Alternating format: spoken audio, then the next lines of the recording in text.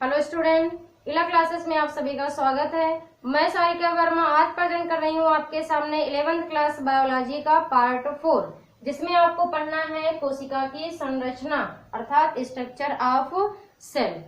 ठीक है, सेल आपने पढ़ लिया, सेल टाइप आपने पढ़ लिया। अब इसके बाद आपको स्ट्रक्चर पढ़ना है कि सेल का स्ट्रक्चर कैसा होता है, क्या क्या चीजें सेल में पाई जाती हैं। तो सेल की संरचना में देखिए आप जो है सबसे पहले सेल की संरचना में जो है क्या क्या होती है। तो सबसे पहले जो होता है कवरिंग ऑफ सेल, यानी कि सेल जो है, कोशिका जो है वो चारों तरफ से क्या होती है, कवर्ड होती है, ढकी हुई होती है। तो उसको हम कहेंगे covering of cell. Covering of cell के बाद होता है साइटोप्लाज्म, और इसके बाद होता है न्यूक्लियस। ठीक है, न्यूक्लियस अर्थात हम कह सकते हैं, जैसे मान लीजिए ये क्या है, ये आपका कोई एक सेल है। तो आप देख रहे हैं कि ये सेल जो है इसके चारों तरफ ये क्या है, कवरिंग है। ये इसके चारों तरफ क्या है, आउटर कवरिंग है, या चारों तरफ क्या है, एक कवरिंग है। तो उसे हम कहेंगे कवरिंग ऑफ सेल। और कवरिंग ऑफ सेल के बाद अंदर जो है, यहाँ पे अंदर की तरफ क्या भरा हुआ होता है, द्रव भरा हुआ होता है, जिसे हम कहते हैं साइटोप्लाज्म। ठीक है, इसके अंदर जो द्रव भरा हुआ होता है, तरल पदार्थ भरा हुआ होता है, उसको हम कहते हैं साइटोप्लाज्म। और इसके केंद्र में अर्थात बीच में जो है क्या पाया जाता है, न्यूक्लियस अर्थात केंद्रक। ठीक है, केंद्रक पाया जाता है। और इस केंद्रक में भी क्या भरा हुआ होता है, केंद्रक में भी क्या भरा हुआ होगा, केंद्रक द्रव्य भरा हुआ होगा अर्थात न्यूक्लियोप्लाज्म भरा हुआ होता है। ठीक है, और इसमें केंद्रक में क्या पाए जाते हैं, डीएनए पाए जाते हैं अर्थात क्रोमोसोम्स पाए जाते हैं। ठीक है, तो यहाँ पे जो है आप देख रहे हैं कि 3 पार्ट होते हैं इसके, कौन कौन से, कवरिंग ऑफ सेल, ये चीज आप देख रहे हैं। उसके बाद साइटोप्लाज्म, इसके अंदर जो तरल पदार्थ भरा हुआ है, और इसके अंदर जो है क्या उपस्थित है, न्यूक्लियस उपस्थित है अर्थात केंद्रक उपस्थित है। ठीक है, तो यहाँ पे कवरिंग ऑफ सेल जो है इसमें क्या क्या चीजें होती हैं, एक तो होता है सेल वॉल, ठीक है, और दूसरा होता है सेल मेम्ब्रेन। सेल मेम्ब्रेन, इसी को जो है हम प्लाज्मा मेम्ब्रेन भी कहते हैं, इसी को हम प्लाज्मा मेम्ब्रेन भी कहते हैं, चाहे सेल मेम्ब्रेन कहें या तो फिर प्लाज्मा मेम्ब्रेन कहें। ये जो सेल वॉल है, सेल वॉल जो है केवल किस में उपस्थित होती है, प्लांट में। ठीक है, ये जो है प्लांट में हम जो है कह सकते हैं बैक्टीरिया, प्लांट हो गया बैक्टीरिया एंड फंजाई। ठीक है, सेल वॉल जो है ये केवल पादप में अर्थात प्लांट में उपस्थित होते हैं, बैक्टीरिया में उपस्थित होते हैं, और जो है फंजाई अर्थात कवक में भी उपस्थित होते हैं। सेल मेम्ब्रेन जो है ये प्लांट एंड एनिमल दोनों में प्रेजेंट होता है। ठीक है, और ये केवल जो है प्लांट में, बैक्टीरिया में और फंजाई में प्रेजेंट होता है। ठीक है, उसके बाद जो है क्या है, साइटोप्लाज्म है। साइटोप्लाज्म में क्या पाई जाती है, साइटोप्लाज्म में पाए जाते हैं सेल ऑर्गेनेल्स। साइटोप्लाज्म में क्या पाए जाते हैं, सेल ऑर्गेनेल्स। यहाँ पे साइटोप्लाज्म की हिंदी होगी कोशिका, कोशिका द्रव्य, और इसकी हिंदी होगी केंद्रक।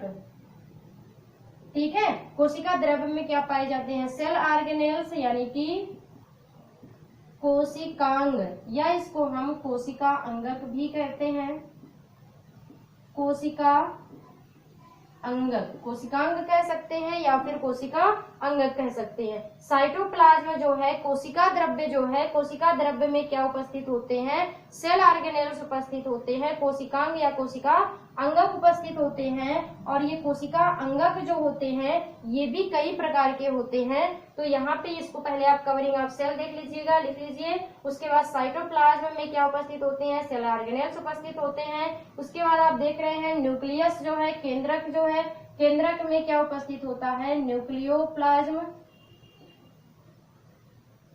न्यूक्लियोप्लाज्म अर्थात केंद्रक द्रव्य, और केंद्रक द्रव्य में क्या होगा, क्रोमोसोम। केंद्रक द्रव्य में क्या होगा, क्रोमोसोम होगा। ठीक है, अब इसके बाद हम देखते हैं कोशिकांग को डिटेल में आपको देखना है। इसको मिटा दे रहे हैं, आप इसको नोट कर लीजिएगा। ठीक है, स्क्रीनशॉट कर लीजिएगा इसका, इसके बाद नोट कर लीजिएगा। अब देखते हैं हम सेल ऑर्गेनेल्स जो है ये कितने प्रकार के होते हैं।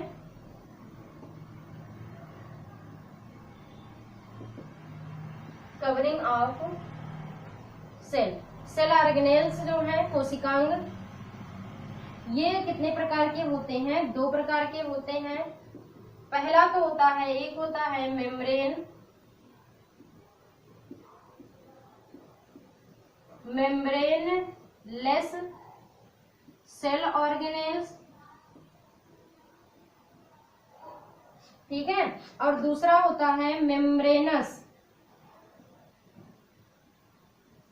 Membranes cell organelles. ठीक है, मेम्ब्रेनस सेल ऑर्गेनेल्स यानी कि झिल्ली रहित सेल ऑर्गेनेल्स और झिल्ली युक्त कोशिकांग। यहाँ पे इसकी हिंदी होगी झिल्ली रहित कोशिकांग,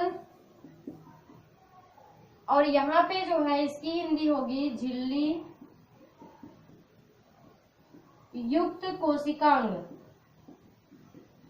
झिल्ली युक्त कोशिकांग। ठीक है, अब देखिए जो मेम्ब्रेन लेस सेल ऑर्गेनेल्स हैं यानी कि झिल्ली रहित कोशिकांग, झिल्ली रहित कोशिकांग का मतलब ऐसे कोशिकांग, ऐसे कोशिका अंगक जिनके चारों तरफ जो है झिल्ली नहीं पाई जाती है, या जिसमें जो है सेल मेम्ब्रेन या प्लाज्मा मेम्ब्रेन नहीं पाई जाती है। झिल्ली युक्त कोशिकांग, मेम्ब्रेनस कोशिकांग का मतलब ऐसे कोशिकांग या ऐसे कोशिका अंगक जिनमें झिल्ली उपस्थित होती है। ठीक है, तो अब देखिए किसमें किसमें जो है नहीं झिल्ली उपस्थित होती है। तो यहाँ पे जो है आपके सेल ऑर्गेनेल्स जो है वो है राइबोसोम, राइबोसोम एंड सेंट्रोसोम। ये दो जो है राइबोसोम एंड सेंट्रोसोम, इन दोनों में झिल्ली उपस्थित नहीं होती है। राइबोसोम में भी झिल्ली नहीं होती और सेंट्रोसोम में भी झिल्ली नहीं होती है। तो ये आपको याद रख लेना है दो यहाँ पे कि राइबोसोम और सेंट्रोसोम जो है ये कैसे कोशिकांग हैं, ये मेम्ब्रेन लेस कोशिकांग है, मेम्ब्रेन लेस सेल ऑर्गेनेल्स हैं, मतलब झिल्ली रहित सेल ऑर्गेनेल्स हैं। इनके चारों तरफ जो है कोशिका झिल्ली जो है नहीं पाई जाती। ठीक है, उसके बाद जो झिल्ली युक्त कोशिकांग है, झिल्ली युक्त कोशिकांग कितने प्रकार के होते हैं, दो प्रकार के होते हैं। एक तो होता है सिंगल मेम्ब्रेन बाउंडेड। ठीक है, सिंगल मेम्ब्रेन बाउंडेड, और एक होता है डबल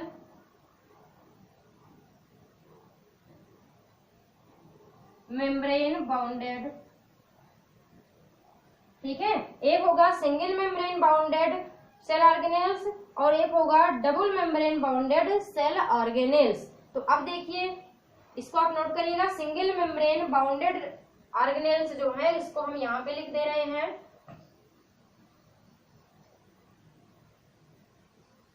सिंगल मेम्ब्रेन बाउंडेड, आपने देखा कि मेम्ब्रेनस सेल ऑर्गेनेल्स जो होते हैं ये भी कितने प्रकार के होते हैं, दो प्रकार के होते हैं। एक तो होता है सिंगल मेम्ब्रेन बाउंडेड और एक होता है डबल मेम्ब्रेन बाउंडेड, यानी कि कुछ कोशिकांग ऐसे होते हैं जिनके चारों तरफ सिंगल यानी कि एक झिल्ली की जो है एक लेयर पाई जाती है, एक स्तर पाई जाती है, उन्हें हम कहते हैं सिंगल मेम्ब्रेन बाउंडेड, या जो हम कह सकते हैं कि सिंगल एक झिल्ली से घिरे हुए कोशिकांग। और डबल मेम्ब्रेन बाउंडेड यानी कि दोहरी झिल्ली से घिरे हुए कोशिकांग, दोहरे झिल्ली से घिरे हुए कोशिकांग। तो देखिए सिंगल मेम्ब्रेन बाउंडेड में कौन कौन आते हैं, single membrane bounded cell organelles, यानी कि हम कह सकते हैं कि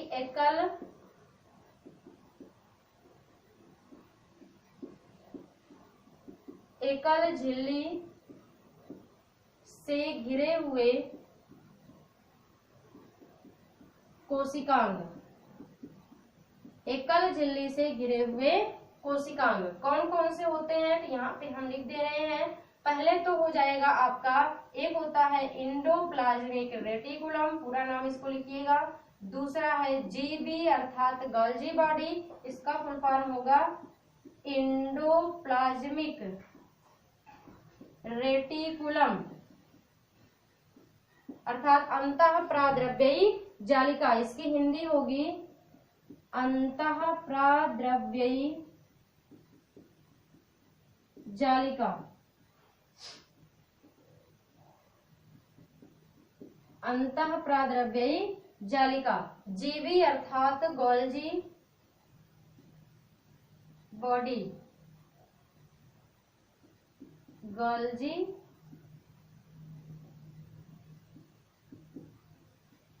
काय, ठीक है, गोल्जी बॉडी हो गया। इसके बाद जो है तीसरा जो है आपका वो हो जाएगा परऑक्सीसोम,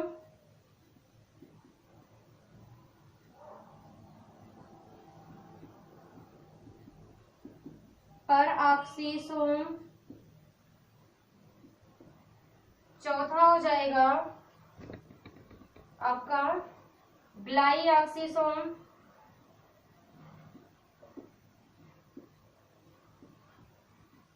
ग्लाइऑक्सीसोम,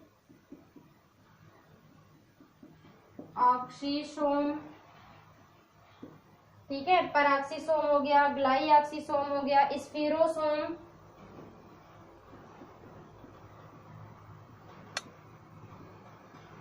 स्फीरोसोम, ठीक है, स्फीरोसोम। उसके बाद जो है एक आ जाएगा आपका लाइसोसोम, लाइसोसोम,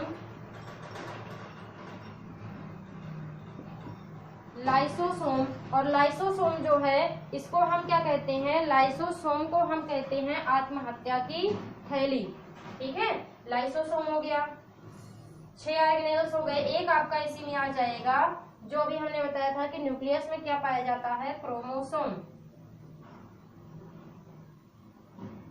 क्रोमोसोम अर्थात गुणसूत्र। क्रोमोसोम जो है अर्थात गुणसूत्र जो है ये भी कैसा ऑर्गेनेल्स है, ये भी single membrane bounded cell organelles है, ठीक है। तो ये जो है आपके कौन से ऑर्गेनेल्स हैं, ये हैं एकल झिल्ली से घिरे हुए कोशिकांग, आप देख रहे हैं endoplasmic reticulum, Golgi body, peroxisome, glyoxysome, spherosomes, lysosome और क्रोमोसोम। ये सभी जो है 7 ऑर्गेनेल्स हमने यहाँ पर लिखा हुआ है। ये सभी कैसे हैं, सिंगल मेम्ब्रेन बाउंडेड कोशिकांग है। अब देख लीजिए डबल मेम्ब्रेन बाउंडेड कोशिकांग कौन कौन से होते हैं, तो यहाँ पे हम दूसरा लिख दे रहे हैं, double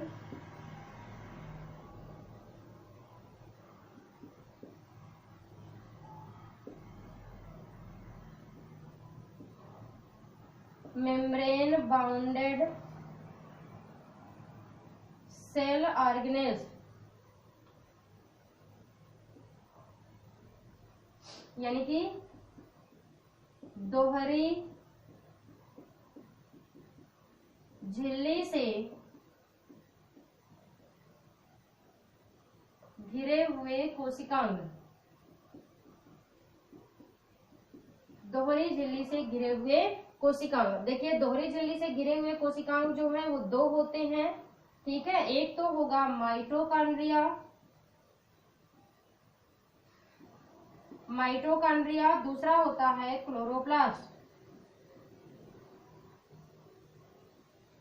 chloroplast, mitochondria and chloroplast. तो ये क्लोरोप्लास्ट जो है, ये क्लोरोप्लास्ट जो है, क्लोरोप्लास्ट हम कह सकते हैं कि सबसे बड़ा कोशिकांग है। क्लोरोप्लास्ट जो है ये सबसे बड़ा कोशिकांग है, यानी कि हम लिख लेंगे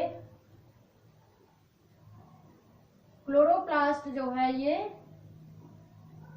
सबसे बड़ा कोशिकांग होता है, कोशिकांग होता है।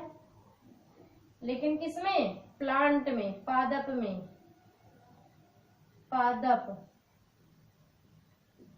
पादप कोशिका में जो है, पादप कोशिका में सबसे बड़ा कोशिकांग कौन सा होता है, क्लोरोप्लास्ट होता है। और जंतु कोशिका में जंतु कोशिका में सबसे बड़ा कोशिकांग जो होगा, सबसे बड़ा कोशिकांग कौन सा होता है? माइटोकॉन्ड्रिया।